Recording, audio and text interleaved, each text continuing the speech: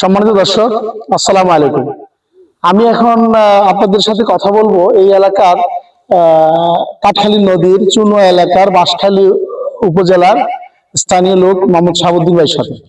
শাহাবুদ্দিন ভাই, আপনাদের এলাকা তো আসলাম, দেখলাম তো অনেক সুন্দর এবং নদীমাতৃক এলাকা, এবং এখানে দেখতেছি অনেক লবণ উৎপাদন হয়।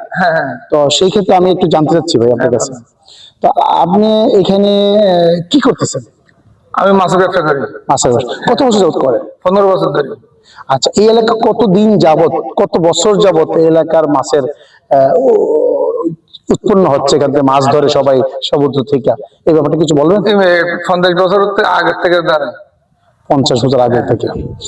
যাক, তো এখানে যে এই যে আমরা দেখতেছি যে আশপাশে যে সমুদ্রের পানি থেকে যে লবণ উৎপাদন করে, এই যে এই পুরা জমিতে ভাগ ভাগ করা, এবং এখানে পানি দেখতেছি, তারপর নিচে পলিথিন, সেই বিষয়ে কিভাবে এটা করে ওরা একটু বলবেন আমাদের? হ্যাঁ বলবো।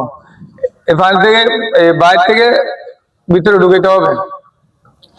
নদী থেকে ভিতরে ঢুকবে বেরিবাঁধের ওপারে, বেরিবাঁধের ভিতরে, নদী থেকে বেরিবাঁধের ভিতরে। হ্যাঁ, নদী থেকে বেরিবাঁধের ভিতরে পার করতে হবে। আচ্ছা, ইঞ্জিন দিয়ে, মেশিন দিয়ে, বা এমনি ওয়াটার পাম্প আছে, মেশিন আছে। আচ্ছা, এগুলো দিয়ে এই ঘর থেকে ঢুকাইতে হবে। আচ্ছা, জমিনের শ্বাসের যেটা গর্ত আছে, গর্ত থেকে ঢুকাইতে হবে। আচ্ছা, এখান থেকে আবার মাঠে তুলতে হবে। আচ্ছা, 1 নম্বর ফলটায়। আচ্ছা, এখান থেকে একে 1 নম্বর যাইয়া কি করবে, 1 নম্বর থেকে লাস্ট 6 নম্বর যাইয়া এই লবণ ফুটাইতে দেবে, মানে একটার পর একটা, একটা পর একটা। আচ্ছা, তারপরে ওই একদিন 2 দিন 3 দিন 4 দিন 5 দিন হলে ওই পানি কিন্তু বালতি দিয়ে ছিটতে হবে।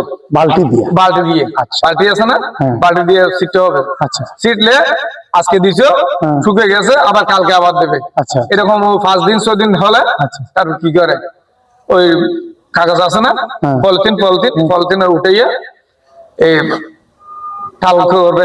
আচ্ছা, ওই যে নিচে যে পলিথিন দিছে না, ওটা উঠাবে, উঠাইয়া সবগুলো এক জায়গায় জমা করবে। আচ্ছা, তারপর ওখান থেকে নিয়ে ওই গর্ত থেকে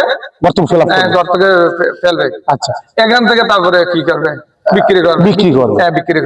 তারপরে বিক্রি করবে। ওই তুলি আবার কি করে, লবণ উঠাইয়া আবার ওই পানি ঢুকে দেবে, পরবর্তী আবার লবণ উৎপাদন পুনরায় প্রসেস করা শুরু করবে। আচ্ছা, তো এই লবণগুলো পাইকাররা এসে নিয়ে যায় কিন্তু এখানে না, ওই আছে ব্যবসাদারি মানুষ আছে, এরা কি করে কিনে নিয়ে ওই কি করে বিভিন্ন জেলায় যেখানে প্রসেসিং হয়, মানে লবণ প্রসেসিং হয়, ওখানে নিয়ে যায়। আচ্ছা, তো এখন এটা নিয়ে যায় কির মাধ্যমে, কিসের মাধ্যমে নিয়ে যায়? কাঠের বোট আছে না, কাঠের বোট, কার্গো বোট যেটা আছে বড় বড়, এখান থেকে ওই কাঠের বুট গুলা বেশি। না, কাঠের বোট থেকে ফিশিং এর বোট বেশি। ওইটা জাস্ট মাল ক্যারি করে লবণটা নিয়ে যায় জন্য এগুলো কয়েকটা বোট।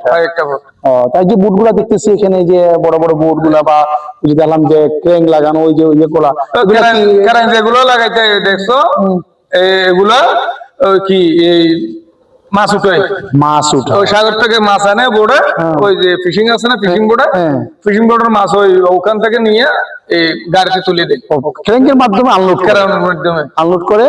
আচ্ছা, আগে ওই মাইসা ওই মাথায় নিত, মাথায় নিয়ে ওই কি করতো, ওই লামাইতো। আচ্ছা, এখন আমি দেখলাম যে এখানে কিছু লোক বরফ নামাইতেছে, মানে তাদের ওই যে একটা হিমাগার আছে, ওখান থেকে বরফ নামতেছে, চাকা চাকা বরফ। তো ওইগুলো কি কাজে লাগে? এগুলো তো মাছের দিতে হয়। সাগর মাছ ওই বোট যায় না, ওই বোট মাছ বড়, মানে যাওয়ার সময় বরফ নিয়ে যায়, এক বোটে 200 300 250 এরকম নিয়ে যায়। ফিশিং করে 10 দিন 5 দিন 8 দিন 15 দিন সাগরে থাকে। তখন তাদের মাছ ধরার পরে যে মাছ যাতে নষ্ট না হয়, সেই জন্য বরফটা ব্যবহার নিয়ে নেয়। আচ্ছা, ধন্যবাদ আপনাকে।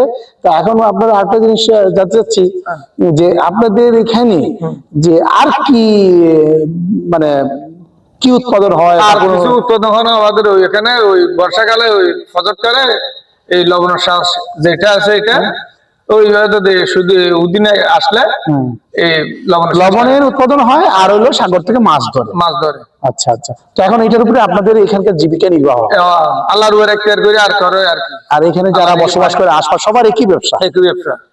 আচ্ছা আচ্ছা, যাক আপনাদের এখানে খুব ভালো লাগলো, আসলাম, আপনি আমাদের সাথে সময় দিলেন, অসংখ্য ধন্যবাদ। তো আমাদের এখানে একটা হস্টেল আছে, আমরা এই বেরিবেন নিয়ে এই সাগরের পানি বর্ষা হলে ভিতরে ঢুকে যাই। ও আচ্ছা, বেরিবারটা পাকাপোক্ত না? ফাঁকা ভক্ত নাই।